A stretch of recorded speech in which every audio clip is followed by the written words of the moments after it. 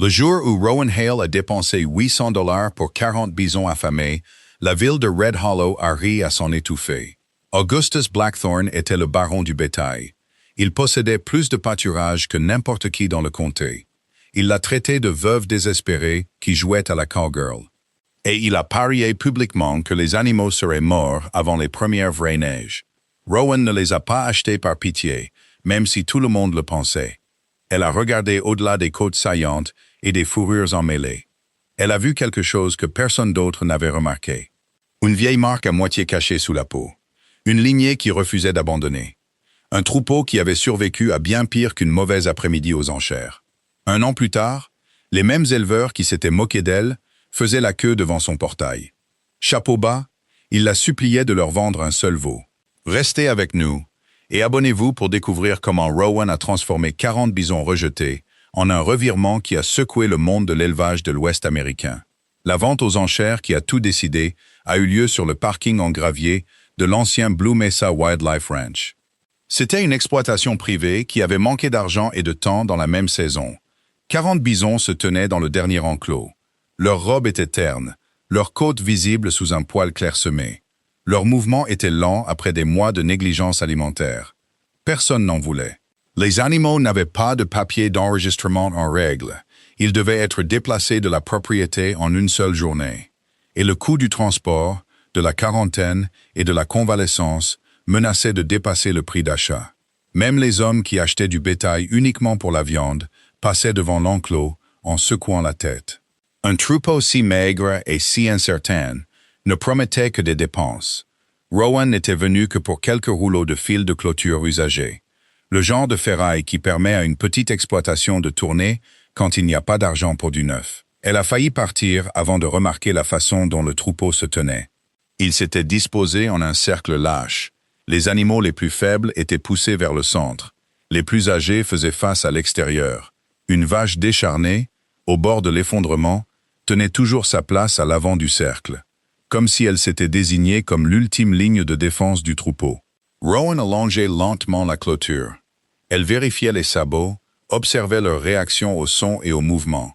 Elle cherchait le regard vitreux qui signale une vraie maladie, et non une simple faim. Ce qu'elle a trouvé à la place, c'était l'épuisement, pas la maladie. Des animaux qui avaient été affamés et ignorés. Pas des animaux qui mouraient d'un mal que la nourriture ne pouvait guérir. Quand le commissaire-priseur a ouvert les enchères pour le troupeau entier à 800 $, la salle est devenue silencieuse. Le genre de silence qui s'installe quand tout le monde s'accorde à penser qu'une chose ne vaut rien. Augustus était assis au premier rang, les bras croisés. Il souriait déjà avant même que le marteau ne soit tombé. Il a annoncé à la salle que quiconque achèterait ce troupeau paierait pour l'enterrer avant les fêtes. Une vague de rire l'a suivi. Comme toujours quand un homme possédant autant de terre parlait. Rowan a levé son panneau avant même d'avoir vraiment pris sa décision. Les rires sont devenus plus vifs et maintenant dirigés directement contre elle. Augustus s'est retourné sur son siège. Il a reconnu la femme qu'il avait tenté de racheter 3 fois. La veuve assise sur 160 acres de terre. Des terres situées exactement entre 2 parties de son empire. Il lui a demandé à voix haute si elle comptait nourrir ce troupeau avec des factures impayées. Rowan lui a répondu sans élever la voix.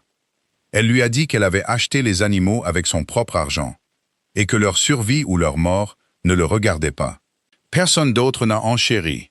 Le marteau est tombé. Rowan Hale possédait désormais 40 bisons pour 800 $. Cela ressemblait moins à une victoire qu'au début d'un problème bien plus grand.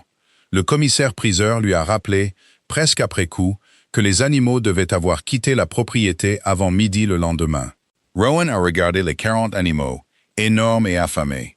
Ils se tenaient dans un enclos qui ne lui appartenait plus. Elle a compris que le prix d'achat avait été la partie la plus facile de toute la transaction. Autour d'elle, la foule se dispersait déjà en petits groupes de conversation. Des hommes secouaient la tête en murmurant que la veuve Hale avait finalement perdu le peu de bon sens que son père lui avait laissé. Rowan a laissé les mots glisser sur elle sans broncher. Elle entendait des versions de cette phrase depuis 2 ans. Elle avait cessé d'espérer que cela s'arrête. Alors qu'elle retournait à son camion, Augustus s'est mis à sa hauteur. Juste assez longtemps pour se pencher et murmurer qu'au printemps, il posséderait le troupeau et ses terres, et que cela lui coûterait moins de 800 $ pour les lui prendre. Elle ne lui a pas répondu. Elle a continué à marcher vers le camion, ses bottes crissant sur le gravier gelé. Elle est passée devant des hommes qui n'osaient pas la regarder, et quelques-uns qui l'observaient avec plus de curiosité que de mépris.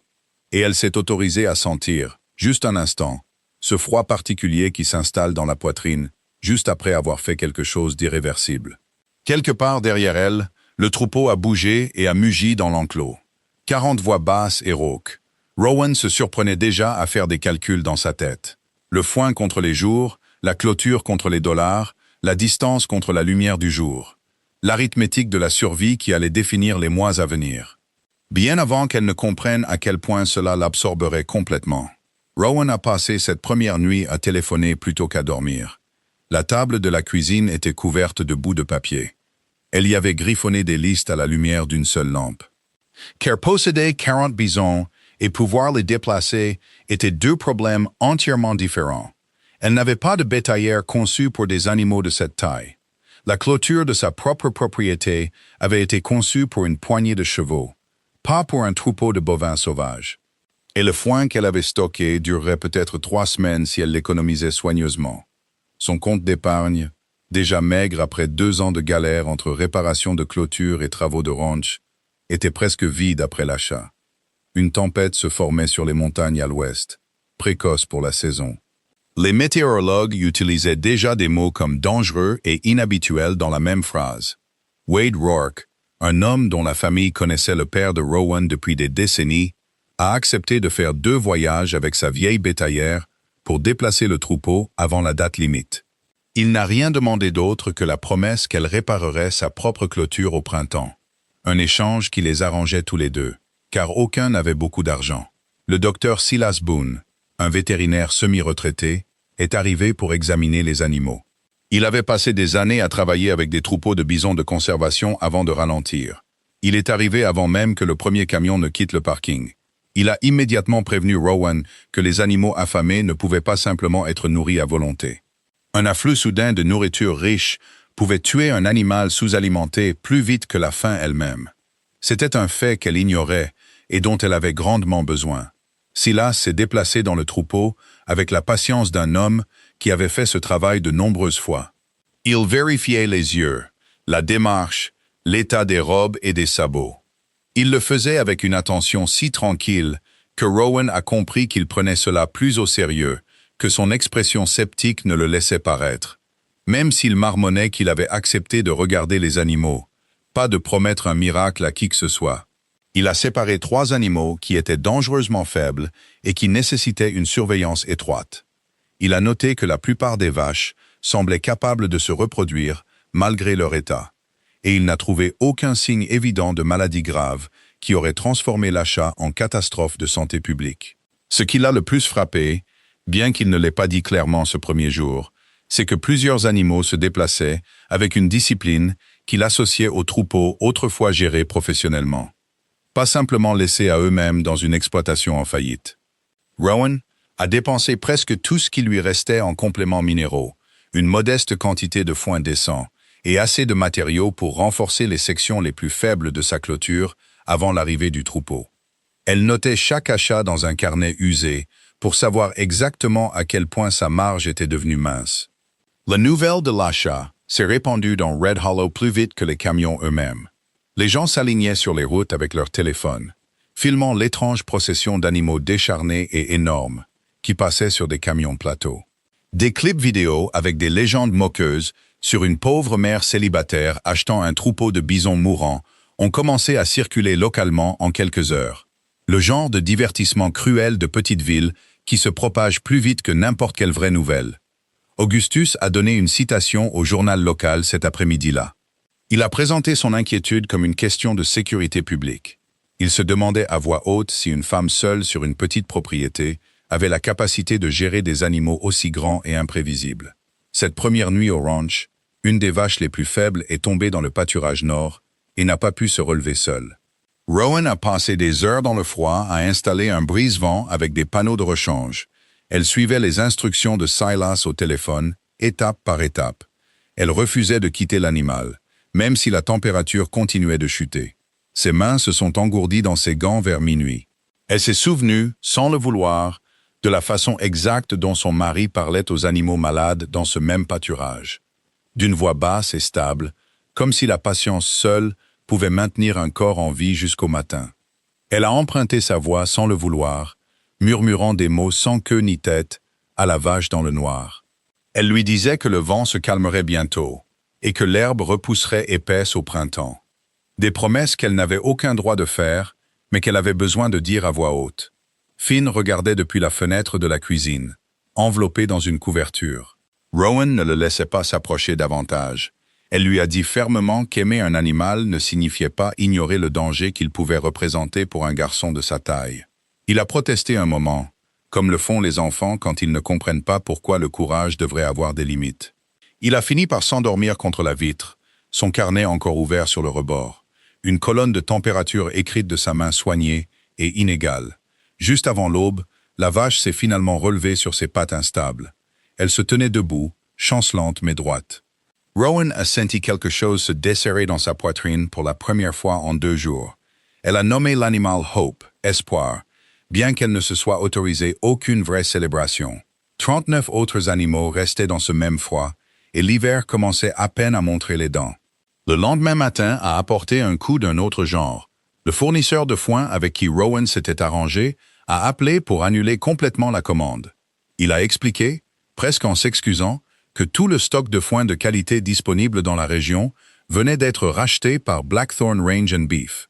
Cet unique appel téléphonique a forcé Rowan à une course contre la montre qui allait définir tout l'hiver à venir. Elle ne pouvait poursuivre personne en justice, car Augustus n'avait enfreint aucune loi. Son entreprise avait simplement surenchéri sur tous les autres acheteurs pour une ressource dont elle avait désespérément besoin. Une manière parfaitement légale d'étrangler une plus petite exploitation sans jamais y toucher directement. Rowan a changé de stratégie. Elle a cherché des sources d'aliments sous-évaluées mais sûres. Elle a demandé la permission de couper du foin dans quelques champs abandonnés à proximité. Elle s'est appuyée sur les herbes et les broussailles indigènes qu'un troupeau de bisons bien géré pouvait en fait digérer bien mieux que le bétail. Elle a divisé ses pâturages en petites sections rotatives plutôt que de laisser le troupeau ruiner une seule zone. Une technique qu'elle se souvenait avoir à moitié apprise des années plus tôt dans un cours universitaire qu'elle n'avait jamais terminé. Et elle a suivi chaque recommandation de Silas sur les minéraux avec une précision quasi obsessionnelle. De nombreux éleveurs de la région continuaient de se moquer de ses choix. Ils étaient certains que laisser des bisons se nourrir de broussailles et d'herbes folles revenait à les laisser mourir de faim lentement au lieu de rapidement. Peu de temps après, Augustus l'a invité dans son bureau. Une pièce lambrissée de bois sombre qui faisait paraître toute la cuisine de Rowan, minuscule en comparaison. Il lui a offert 90 000 $ pour ses terres, assez pour régler ses dettes et lui permettre de garder la maison pendant 6 mois de plus, le temps de trouver un autre endroit où aller. La terre valait considérablement plus que ce chiffre. Elle se trouvait directement sur la route qui relierait 2 énormes parcelles de son exploitation existante, en une seule bande continue de pâturage. Augustus lui a dit, presque gentiment, qu'elle avait déjà prouvé son courage, et que maintenant, elle devait prouver qu'elle était assez intelligente pour savoir quand il était logique de se rendre. Rowan a refusé sans hésiter. Il lui a rappelé, alors qu'elle se levait pour partir, que son prêt pour le ranch serait réexaminé au printemps, et qu'il se trouvait qu'il connaissait personnellement plusieurs personnes à la banque. Elle a compris exactement ce qu'il voulait dire, mais elle a quand même refusé de signer quoi que ce soit. Quand elle est rentrée chez elle ce soir-là, elle a découvert que 3 des bisons avaient traversé une section faible de la clôture. Plutôt que de courir vers la ville ou de paniquer en plein champ, ils avaient simplement grimpé la crête. Ils avaient commencé à gratter la neige pour atteindre l'herbe en dessous. En les regardant travailler, Rowan a remarqué quelque chose que Silas a confirmé plus tard comme étant significatif. La façon dont les animaux utilisaient leur tête pour dégager la neige en cercle prudent. Ils ouvraient des parcelles d'herbe enfouies pour que le reste du troupeau puisse en profiter. C'était un comportement de survie que de nombreux troupeaux de bisons d'élevage commercial avaient perdu au fil des générations de gestion plus facile. Le voir de ses propres yeux a montré à Rowan que ces animaux portaient quelque chose dans leur sang qui ne pouvait s'acheter à aucun prix. Après cela, elle a commencé à prendre des notes détaillées. Elle suivait le comportement de recherche de nourriture, le gain de poids, la tolérance au froid la structure du troupeau. Et elle notait quelles vaches montraient les premiers signes de gestation au fil des semaines. À la fin de ce premier hiver brutal, un seul bison âgé était mort de cause naturelle. Les 39 restants avaient tous repris du poids. Un résultat qui a stupéfié même Silas, qui s'attendait à en perdre beaucoup plus. Le compte en banque de Rowan, pendant ce temps, avait fondu jusqu'à presque rien. Chaque dollar qu'elle avait était directement réinvesti dans le troupeau, plutôt que dans quelque chose qui ressemblait à du confort pour elle ou son fils. Vers la fin de l'hiver, Silas a examiné le troupeau plus en détail. Il lui a dit qu'au moins 18 des vaches semblaient être pleines, une nouvelle qui aurait dû être une victoire. Au lieu de cela, elle est arrivée comme un avertissement, car les prévisionnistes annonçaient déjà une grave sécheresse qui arriverait presque exactement au moment où ces veaux devaient naître. La nouvelle que le troupeau avait survécu à l'hiver est parvenue à Augustus plus vite que Rowan ne s'y attendait. Et cela ne lui a pas plu du tout. Ces moqueries publiques ont laissé place à quelque chose de plus froid et de bien plus délibéré. Un passage du ridicule à une pression systématique appliquée par tous les canaux que son argent pouvait atteindre. Preston Vale, son directeur des opérations, a déposé une plainte officielle auprès du comté. Il affirmait que la clôture de Rowan ne respectait pas les normes de sécurité, que le troupeau représentait un risque pour l'autoroute voisine, que ses sources d'eau étaient inadéquates pour une exploitation de cette taille, et que loger autant de grands animaux pouvait violer entièrement les réglementations locales d'utilisation des terres. Une équipe d'inspection est arrivée peu de temps après. Rowan les a accueillis sans protester. Elle leur a remis ses registres d'alimentation, ses dossiers vétérinaires et un plan pour améliorer les sections les plus faibles de la clôture selon son propre calendrier. Elle a réussi la plupart des examens, mais le comté lui a quand même ordonné de terminer une nouvelle section de clôture en acier dans les 30 jours, un coût qui dépassait presque le peu d'argent qu'elle avait réussi à économiser. Lors d'une réunion communautaire peu après, Augustus s'est levé devant la salle. Il a déclaré publiquement que Rowan transformait une compassion mal placée en un véritable danger pour toute la ville. Une phrase qui a suscité des murmures d'approbation de la part de personnes qui n'avaient jamais visité sa propriété.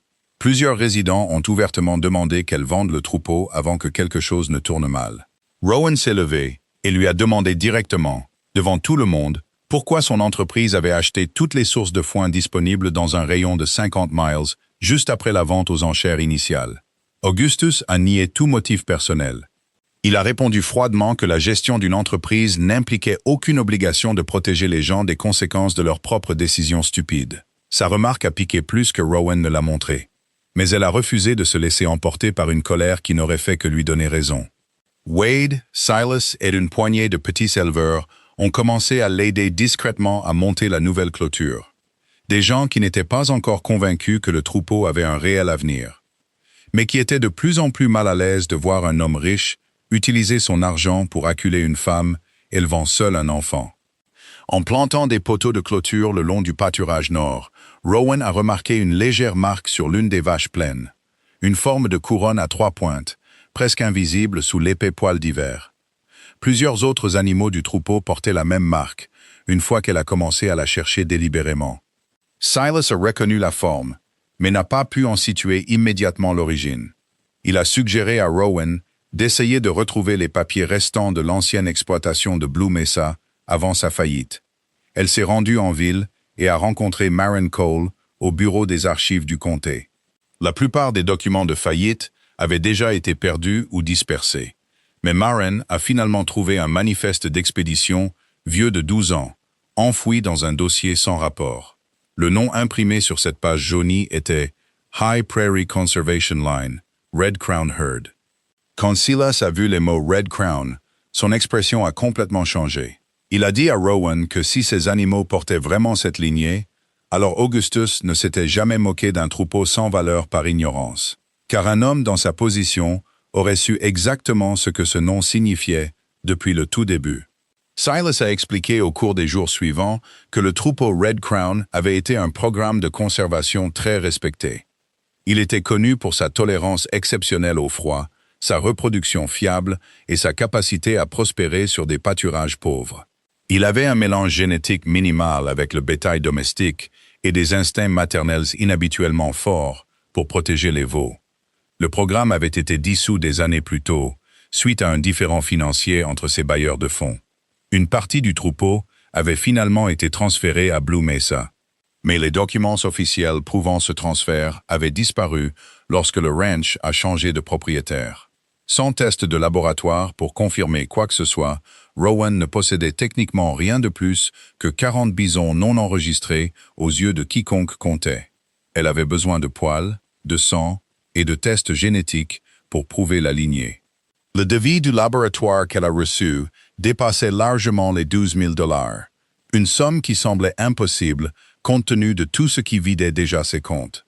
Rowan a commencé à soupçonner que toute la vente aux enchères initiales avait été organisée autour d'un plan qui s'était discrètement effondré.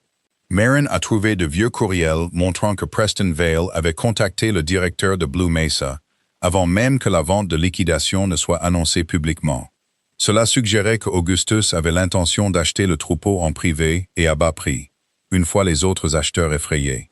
La décision impulsive de Rowan aux enchères avait accidentellement ruiné tout ce plan avant qu'il ne puisse se dérouler. Peu de temps après, Augustus est arrivé à son ranch avec une nouvelle offre, bien plus généreuse. 250 000 $ pour la terre et le troupeau entier combiné. Un montant assez important pour effacer sa dette et assurer un avenir stable à son fils. Il a présenté l'offre comme de la générosité. Mais Rowan l'a interrogé directement sur le nom Red Crown. Et pendant un bref instant, quelque chose dans son sang-froid s'est fissuré avant qu'il ne se reprenne. Il a nié toute connaissance de la lignée. Il l'a averti avec un mince sourire qu'une vieille marque délavée ne pouvait pas transformer du bétail sauvage ordinaire en une sorte de trésor caché. Rowan a quand même refusé l'offre. Augustus lui a dit, presque avec pitié, qu'elle venait de laisser passer la dernière chance de sortir de toute cette histoire avec sa dignité intacte. Pour réunir l'argent des tests génétiques, Rowan a vendu le vieux camion de travail de son défunt mari, ainsi que quelques pièces d'équipement qu'elle jugeait non essentielles. Une décision qui lui a coûté plus émotionnellement que financièrement. Finn ne s'est pas opposé quand elle le lui a dit. Il a dit calmement que le camion n'était qu'un objet, et que ce que son père avait vraiment laissé derrière lui, c'était l'exemple de ne jamais abandonner quelque chose qui avait encore besoin de vous. Les échantillons sont partis au laboratoire peu de temps après. Les résultats devaient prendre environ 6 semaines pour revenir. Une attente angoissante qui s'ajoutait à tout ce qui pesait déjà sur elle. Pendant cette même période, la sécheresse annoncée par les prévisionnistes est finalement arrivée. Le foin a séché prématurément dans tout le comté.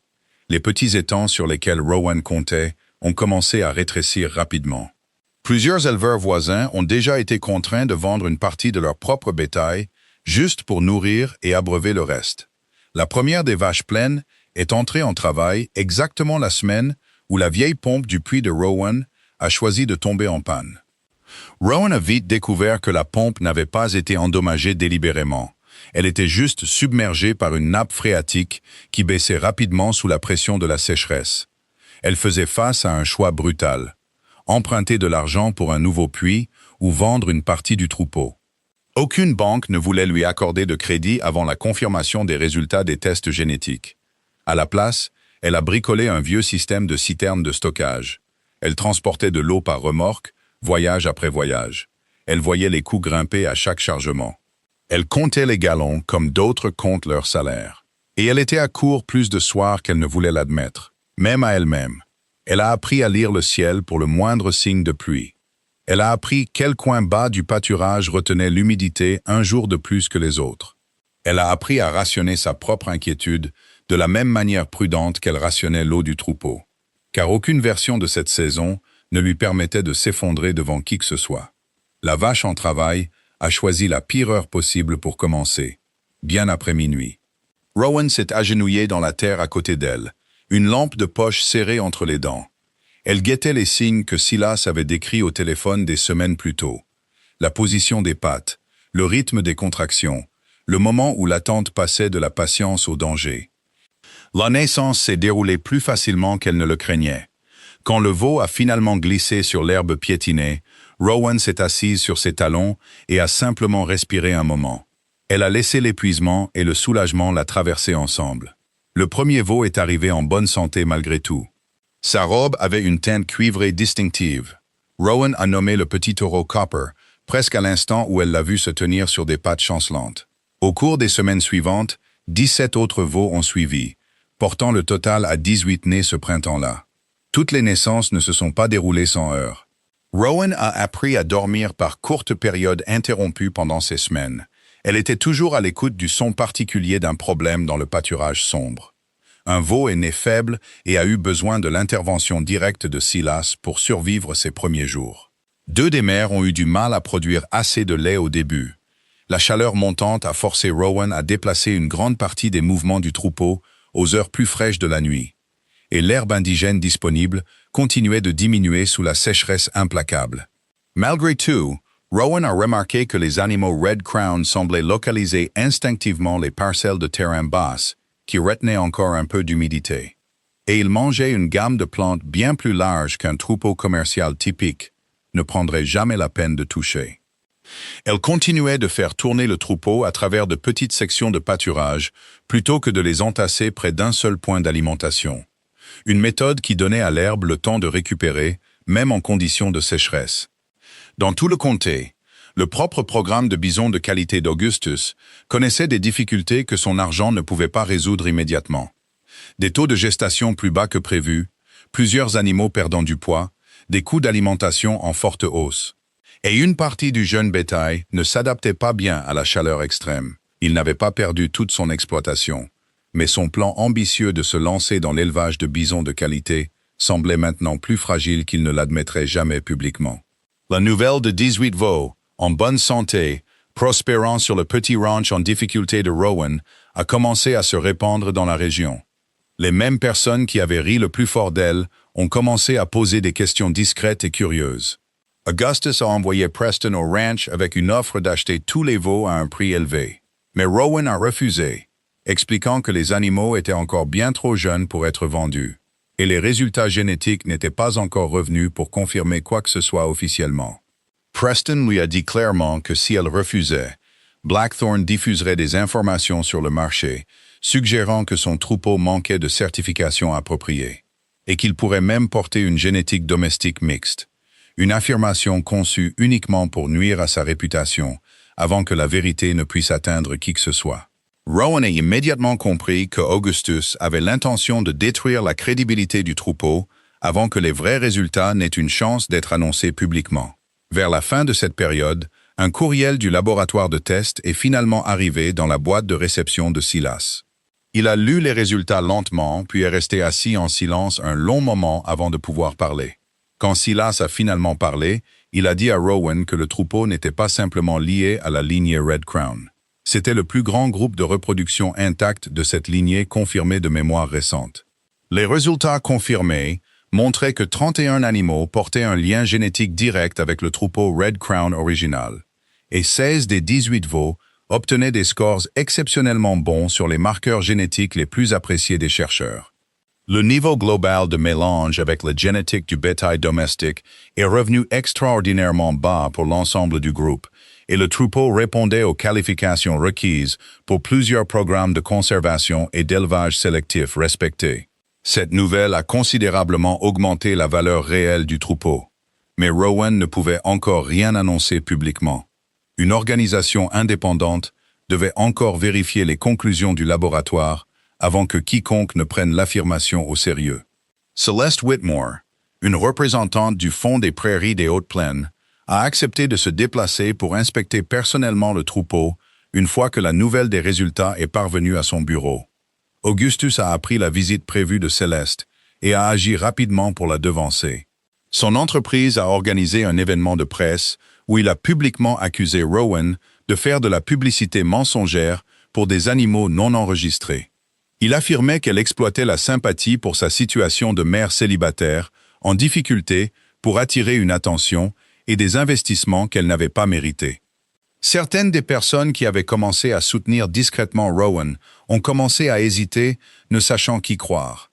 Et la banque l'a informé qu'elle reconsidérerait la possibilité de réclamer son prêt si la valeur perçue du ranch continuait de baisser dans l'opinion publique. Le coup le plus dur est venu quand Augustus a produit un ancien document de transfert. Il affirmait que Blackthorn Ranch and Beef détenait un droit de préemption sur le troupeau Red Crown si Blue Mesa venait à être dissous. Si ce document s'avérait valide, la propriété de Rowan sur l'ensemble du troupeau pourrait être contestée et éventuellement annulée en justice. Pendant un instant, elle s'est sentie au bord de l'effondrement.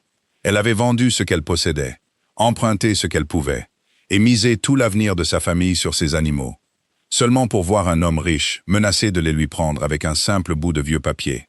Maren a examiné le document de près. Elle a découvert que la date de signature indiquée était postérieure à la dissolution légale de la société Blue Mesa originale, ce qui signifiait que la personne qui l'avait signé n'avait plus aucune autorité pour le faire à ce moment-là.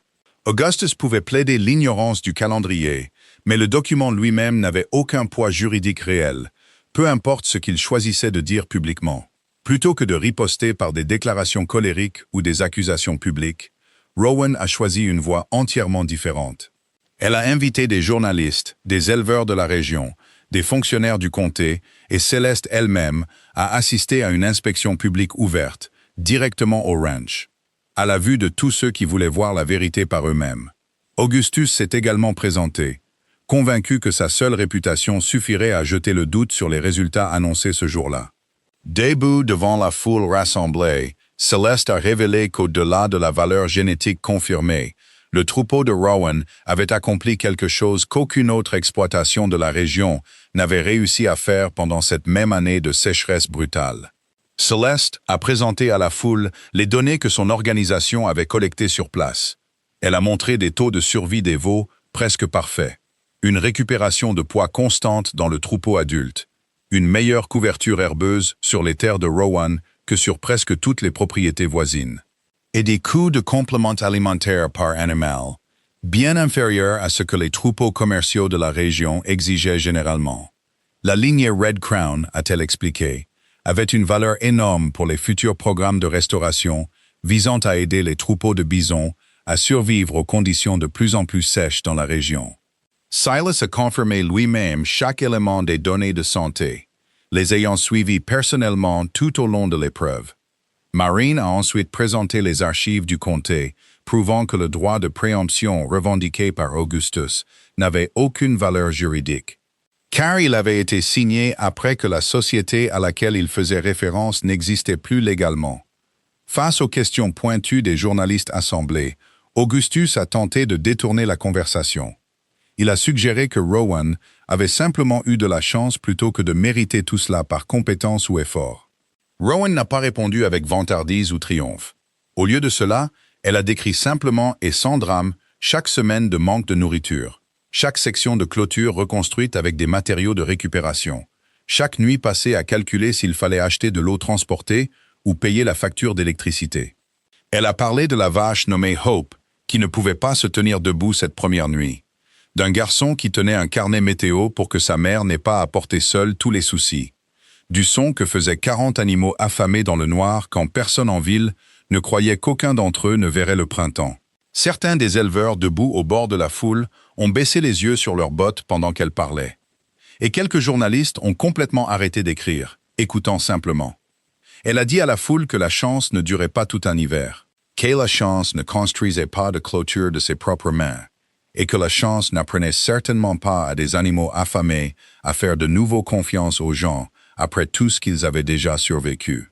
Céleste a alors annoncé que le fonds offrirait à Rowan un accord formel de soutien à la conservation, un financement pour reconstruire son infrastructure hydraulique, une place dans le programme officiel d'élevage Red Crown, et des réservations anticipées pour plusieurs veaux une fois qu'ils seraient assez âgés pour être sevrés. L'annonce a fait grimper en flèche la valeur réelle du ranch. La banque a immédiatement retiré sa menace antérieure de réclamer son prêt. Le tournant le plus radical de la journée est survenu lorsqu'un journaliste a demandé directement à Augustus pourquoi son entreprise avait contacté Blue Mesa avant même que la vente aux enchères initiales n'ait eu lieu. Preston Vale, ne voulant pas être laissé seul à porter tout le blâme, a admis publiquement que Blackthorn avait espéré acquérir le troupeau à bas prix après avoir effrayé les autres acheteurs potentiels à l'avance. Toute la ville a compris à ce moment-là qu'Augustus avait reconnu la valeur potentielle du troupeau depuis le tout début, et qu'il s'était simplement cru la seule personne assez en droit de le réclamer. Il a quitté le ranch cet après-midi-là sans un mot à personne, faisant face, pour ce qui semblait être la première fois de sa vie, à une situation dont son argent ne pouvait tout simplement pas le sortir. Le lendemain matin, une file de pick-ups a commencé à se former devant le portail du ranch Hale, avant que le soleil n'ait complètement franchi la crête. Des éleveurs sont arrivés du Wyoming, du Montana et du Dakota du Sud au cours des jours suivants. La poussière collait encore à leurs camions après de longs trajets. Et aucun d'entre eux n'était venu en espérant voir Rowan échouer. Ils voulaient verser des acomptes sur les futurs veaux Red Crown une fois sevrés, acheter des droits de reproduction futurs, apprendre les méthodes de pâturage en rotation qu'elle avait développées par pure nécessité, et s'associer avec elle dans des efforts plus larges pour restaurer des troupeaux de bisons résistants à la sécheresse dans toute la région. Plusieurs des hommes qui faisaient la queue avaient ri le plus fort lors de la vente aux enchères initiales, et maintenant, ils offraient des prix bien au-delà de tout ce que Rowan s'était jamais permis d'imaginer. Pourtant, elle a refusé de se précipiter pour tout vendre d'un coup. Elle a fixé ses propres conditions prudentes pour la suite des événements. Elle a insisté sur le fait qu'aucun veau ne pouvait être vendu avant d'atteindre un âge sûr, que tout acheteur devait démontrer des installations et des conditions appropriées, que les veaux ne seraient jamais séparés de leur mère trop tôt, que la priorité irait aux petites exploitations et aux programmes de conservation légitimes, et que chaque transaction devait protéger la santé à long terme de la lignée Red Crown. Augustus a soumis l'offre la plus élevée de toutes. Il proposait d'acheter les 18 veaux, ainsi que des droits de reproduction futurs exclusifs, une offre qui aurait pu rendre Rowan riche presque du jour au lendemain. Elle a refusé la clause d'exclusivité sans hésiter. Elle a seulement accepté que Blackthorn puisse postuler pour des veaux, par le même processus que n'importe quel autre éleveur. En respectant les mêmes normes que tout le monde, il n'était plus traité comme un homme ayant droit à tout ce qu'il voulait, simplement parce qu'il en avait les moyens. Les petits éleveurs ont commencé à signer des accords d'acompte dans les jours qui ont suivi. Les revenus qui en ont résulté ont permis à Rowan de rembourser ses dettes urgentes, de financer un nouveau puits adéquat, de terminer la mise à niveau de sa clôture, de sécuriser sa propriété du ranch, et de se préparer sérieusement pour l'hiver suivant, pour la première fois sans paniquer. Il n'y a pas eu de fortune du jour au lendemain, pas de fin de conte de fées qui a transformé Rowan en millionnaire en un après-midi. Sa victoire semblait plus ancrée que cela. Un revenu stable, une propriété légale claire et un avenir qu'elle contrôlait désormais entièrement selon ses propres termes. Dans l'un des moments les plus satisfaisants de toute cette saison, le même commissaire-priseur qui avait autrefois qualifié son troupeau de « 40 cadavres ambulants » est retourné au ranch. Il se tenait au fond de la file pour demander un veau au nom d'un partenaire commercial. Rowan ne s'est pas moqué de lui comme il s'était moqué d'elle. Elle lui a simplement tendu un formulaire de demande et lui a dit que tout le monde devait attendre son tour comme n'importe qui d'autre. Un an complet après cette vente aux enchères initiales, le ranch Hale avait été rebaptisé Red Crown Prairie Ranch. Un nom qui semblait mérité plutôt qu'emprunté. Les pâturages s'étaient considérablement rétablis. Ils étaient épais d'herbes indigènes qui ondulaient en vert et or sous le soleil de fin de printemps. Un contraste saisissant avec le sol cassant et surpâturé que tant de propriétés voisines luttaient encore à faire revivre. Un nouveau puits à énergie solaire assurait un débit d'eau constant. Il bourdonnait doucement au bord du pâturage nord, là où l'ancienne pompe l'avait autrefois lâché au pire moment possible. Et la clôture avait été entièrement rénovée, bien que l'endroit ait conservé le même caractère modeste et sans prétention qu'il avait toujours eu. Rowan a résisté à l'envie de s'étendre trop rapidement. Elle a gardé la plupart de ses vaches reproductrices les plus fortes. Elle ne vendait que suffisamment de veaux chaque saison pour maintenir l'ensemble du programme sain et durable. Silas est devenu le consultant vétérinaire officiel du ranch. Wade a pris en charge ses opérations de transport en pleine croissance. Et Maren a aidé à construire un système de tenue de registre transparent pour suivre chaque animal du troupeau. Finn est réapparu dans les derniers moments calmes de l'histoire. Il se tenait en toute sécurité de l'autre côté de la clôture, son carnet météo à la main. Il prenait des notes, alors qu'un nouveau groupe de veaux courait à travers le pâturage ouvert devant lui. Rowan a regardé le vieux panneau d'enchères marqué du numéro 47. Celui qu'elle avait gardé de ce tout premier jour. Il était maintenant monté sur le mur de la grange. Un rappel silencieux de la façon dont toute la ville avait cru qu'elle commettait la plus grande erreur de sa vie. Au loin, Augustus est passé en voiture sur la route du comté sans ralentir. Son empire était toujours debout, mais il n'était plus capable de façonner la direction de l'histoire de Rowan comme il l'avait fait autrefois. Le récit s'est terminé sur Hope, la vache même qui ne pouvait pas se tenir debout seule pendant cette première nuit brutale. Elle menait maintenant le troupeau avec assurance et fermeté sur la longue crête vers l'herbe ouverte, sans hâte, intacte, se déplaçant comme un animal qui n'avait jamais douté un seul instant qu'il verrait ce printemps. Certains soirs, elle marchait encore seule le long de la clôture, après que Finn soit allé se coucher. Elle passait sa main le long du nouveau fil d'acier et se souvenait de la barrière affaissée et rafistolée qui avait à peine tenu pendant cette première saison désespérée. Elle pensait à la voix du commissaire-priseur annonçant 800 $ dans une salle vide. À Augustus se penchant assez près pour murmurer qu'il lui prendrait tout au printemps. Au silence particulier d'une grange à 3 heures du matin, quand la vie d'un animal dépendait de la fermeté de sa main. Rien de tout cela n'avait ressemblé à un triomphe pendant qu'elle le vivait. C'était une décision après l'autre, prise dans le noir, prise avec peur, mais prise quand même. Rowan comprenait alors qu'elle n'avait jamais vraiment sauvé le troupeau Red Crown toute seule. Pendant les mois les plus durs de toute cette épreuve, le simple fait de se lever chaque matin pour s'occuper de ses animaux l'avait discrètement sauvé aussi. La tyran de la peur, de l'isolement et de la croyance qu'une pauvre mère célibataire ne pourrait jamais tenir tête à des gens qui détenaient tellement plus de pouvoir qu'elle. Sur la crête, le troupeau continuait de grimper vers la lisière des arbres, sans hâte, sans être dérangé.